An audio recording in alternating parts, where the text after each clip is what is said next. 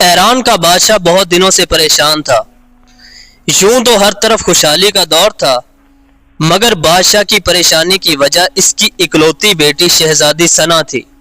ہر باپ کی طرح بادشاہ بھی اپنی بیٹی کی شادی کر کے اپنا فرض ادا کرنا چاہتا تھا، لیکن شہزادی ثنا نے بھی عجیب اعلان کر رکھا تھا کہ جو شخص اس کے سوالوں کے درست جواب دے گا وہ اس سے شادی کرے گی۔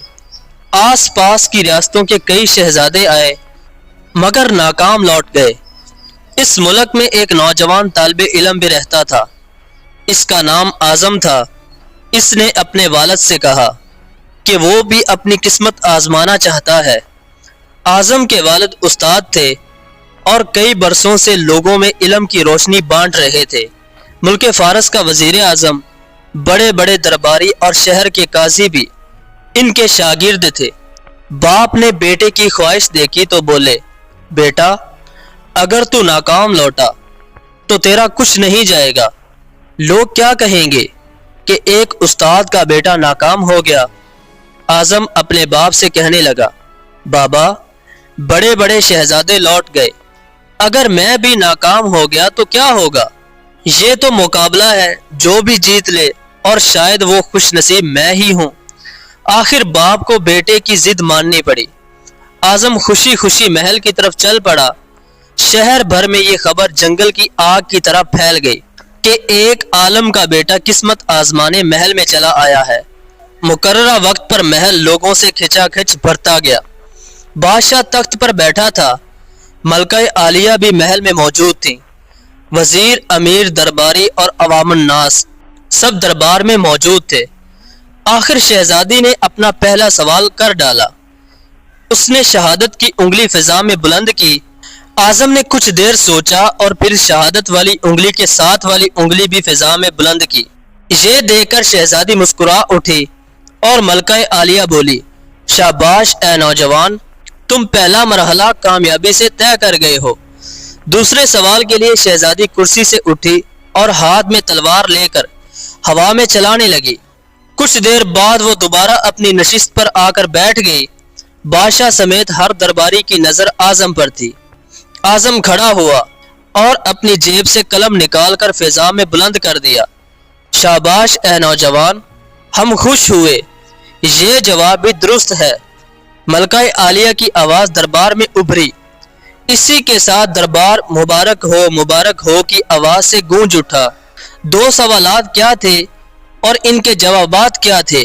اب ہر شخص اس پر غور کر رہا تھا کہ شہزادی نے کیا پوچھا اور اعظم نے کیا جواب دیا۔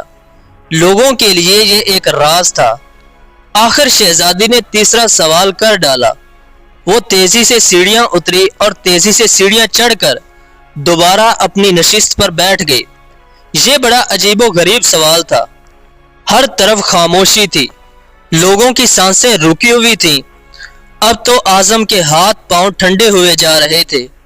آخر اعظم کھڑا ہوا اور اپنے دل پر ہاتھ رکھ کر شہزادی کی طرف دیکھنے لگا۔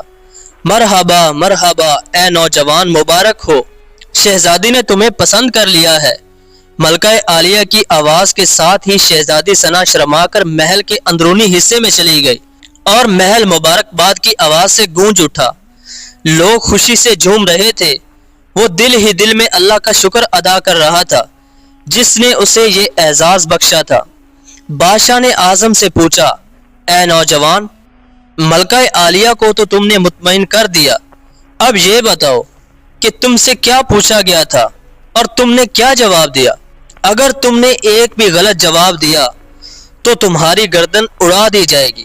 اعظم پر اعتماد انداز میں کھڑا ہوا اور بولا، بادشاہ سلامت، شہزادی نے ایک انگلی کھڑی کر کے پوچھا تھا کہ کیا تم اللہ کو ایک مانتے ہو؟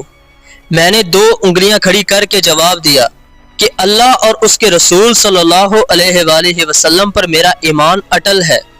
بہت خوب، ہم خوش ہوئے، بادشاہ نے مسکرا کر کہا۔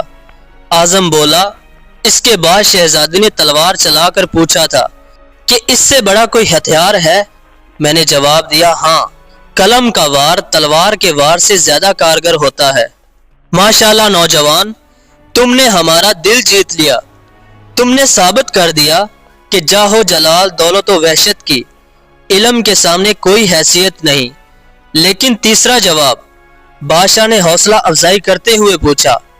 اعظم نے آسمان کی طرف دیکھا اور کہنے لگا، بادشاہ سلامت۔ شہزادی دربار کی سیڑھیاں اتریں اور چڑھیں، کرسی پر تھک کر بیٹھ گئیں۔ انہوں نے پوچھا تھا کہ میں تھک چکی ہوں، لیکن میرے جسم کی ایک چیز نہیں تھکی۔ میں نے جواب دیا، دل۔ یہ پیدائش سے لے کر موت تک بغیر تھکے دھڑکتا رہتا ہے۔ بادشاہ نے اعظم کو پاس بلا کر گلے سے لگا لیا اور کہا، اے لوگو، گواہ رہنا، میں نے حقدار کا حق ادا کر دیا ہے۔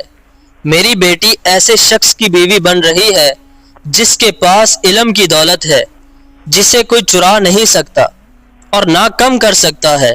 بادشاہ نے اسی وقت خوشی خوشی اعظم اور شہزادی ثنا کی شادی طے کر دی۔